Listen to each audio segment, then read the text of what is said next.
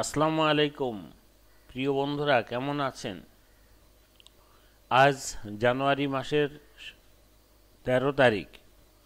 এখন সময় সকাল 7টা।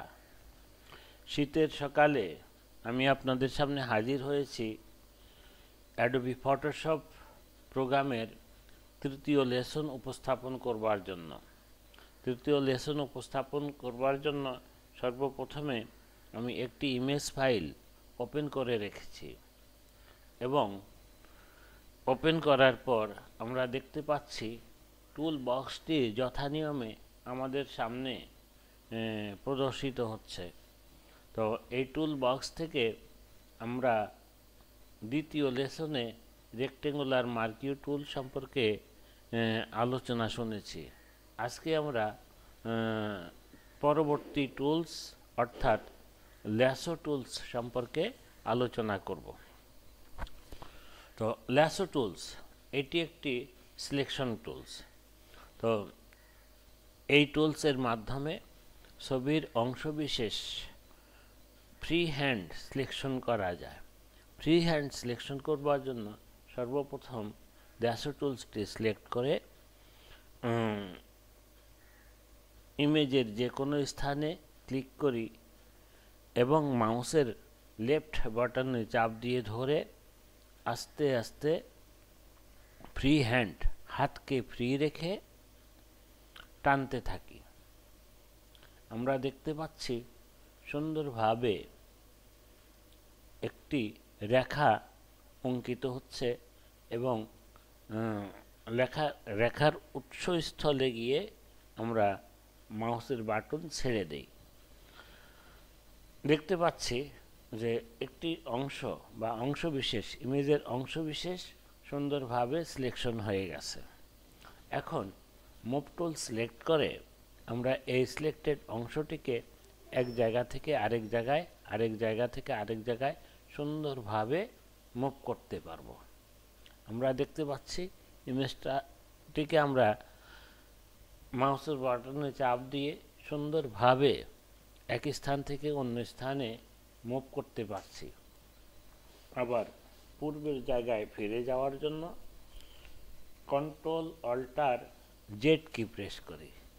আমরা পূর্বের জায়গায় ফিরে গেলাম। এখন পূর্বের ন্যায় অর্থাৎ রেক্টেঙ্গুলার মার্কিউ টুলসের ন্যায় বাটনটি সিলেক্ট করে আমরা অ্যাড টু সিলেকশন বাটনে ক্লিক করি। প্রপার্টিস থেকে অ্যাড টু সিলেকশন বাটনে ক্লিক করলাম। এখন ওই সিলেক্টেড এরিয়াটাকে আরেকটু বাড়ানোর জন্য আমরা একটু বর্ধিত অংশ ড্র্যাগ করি। আমরা দেখতে পাচ্ছি ওই সিলেকশন এরিয়াটি আগের থেকে বর্ধিত অর্থাৎ অ্যাড হয়ে গেছে। আরেকটু সিলেকশন এরিয়া যোগ হয়ে গেছে, আরেকটু সিলেকশন এরিয়া যোগ হয়ে গেছে। এইভাবে আমরা অ্যাড টু সিলেকশনের মাধ্যমে সিলেক্টেড এরিয়াকে বাড়াতে পারি। একইভাবে আমরা সাবট্রাক্ট বাটন সিলেক্ট করে সিলেকশন অংশের যতটুকু অংশ বাদ দেওয়া দরকার ততটুকু অংশ আমরা চিহ্নিত করে নিয়ে বাদ দিয়ে দিতে পারি। আবার দেখুন ওই অংশটুকু চিহ্নিত করে আমরা ওই অংশটাকে যতটুকু বাদ দেওয়া দরকার ততটুকু বাদ দিয়ে দিতে পারি। সুন্দরভাবে আমরা সিলেকশন এরিয়াটাকে বিয়োগ বা সাবট্রাক্ট করতে পারলাম। আচ্ছা, এবার আমরা দেখতে পাচ্ছি ল্যাসো টুলস এর কর্নারে ছোট্ট একটি কালো দাগ আছে। তো এর অর্থ হচ্ছে এই টুলসের ভিতরে আরও কিছু টুলস রয়ে গেছে। সেটি দেখবার জন্য আমরা ল্যাসো টুলসের উপরে মাউস পয়েন্টার দিয়ে চাপ দিয়ে ধরি। আমরা দেখতে পাচ্ছি যে ল্যাসো টুলসের অধীনে সাব টুলসগুলি প্রদর্শিত হচ্ছে। ল্যাসো টুলসের আরেকটি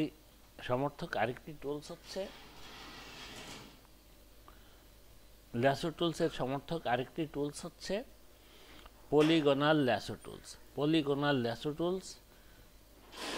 এটি দ্বারা ছবির অংশবিশেষ বহুভুজ আকৃতির সিলেকশন করা যায়। বহুভুজ অর্থাৎ ভাঁজ ভাঁজ করে বহুভুজ আকৃতির সিলেকশন করা যায়। আচ্ছা, সিলেক্টের উৎসস্থলের সঙ্গে মিলাইয়ে দিয়ে আমরা একটু ডাবল ক্লিক করি, দেখা যাবে যে সিলেকশনটি অ্যাক্টিভ হয়ে গেছে। এবার মুভ টুল সিলেক্ট করে আমরা অংশটিকে মুভ করার চেষ্টা করি। আমরা দেখতে পাচ্ছি যেভাবে আমরা ভাঁজ ভাঁজ করে সিলেকশন করেছি, ঠিক ওইভাবেই সিলেক্টেড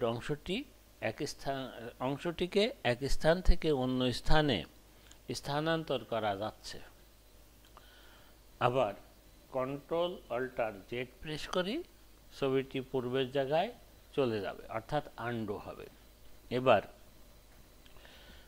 ল্যাসো টুলসের তৃতীয় টুলস অর্থাৎ ম্যাগনেটিক ল্যাসো টুলস এর কাজ শেখার পালা। ম্যাগনেটিক ল্যাসো টুলস হচ্ছে সিলেকশন করবার জন্য আরেকটি প্রক্রিয়া। তো এটি দ্বারা আমরা একটি এরিয়াকে সিলেকশন করে নিতে পারি। শুরুতে ম্যাগনেটিক ল্যাসো টুলসটি সিলেক্ট করি, তারপর ছবির যে কোনো স্থানে ক্লিক করে আস্তে আস্তে টানতে থাকি। ফলে যে কাজটি হবে তা হচ্ছে দুইটি কালারের সেপারেশন স্থলে চুম্বকের মতো ওই টুলসের মাথার রেটি চুম্বকের মতো দুই কালারের সিলেকশন স্থানে সিলেক্ট করে যাবে। এটা অটোমেটিক্যালি সিলেক্ট হবে।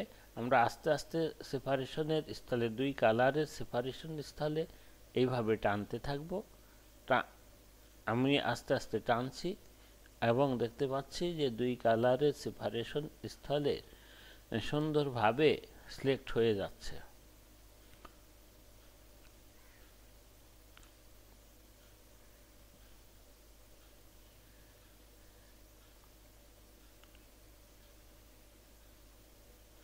এবং সিলেকশনের শুরুর জায়গাটিতে আসা মাত্র পয়েন্টারের কর্নারে একটি দাগ দেখা যাবে। এই দাগটি আসলেই আমরা মনে করব যে দুই উৎসস্থলের সাথে আমাদের সংযুক্ত হয়ে গেছে। এবার মাউস পয়েন্টারের একটি ক্লিক করি, ক্লিক করা মাত্র আমরা দেখতে পাচ্ছি যে সিলেকশনটি অ্যাক্টিভ হয়ে গেছে। এবার মুভ টুল সিলেক্ট করে আমরা সিলেক্টেড অংশটিকে ইচ্ছামতো স্থানে মুভ করতে পারি এবং ছবিটিকে ছেড়ে দিয়ে অল্টার চেপে ধরে ডুপ্লিকেট করি,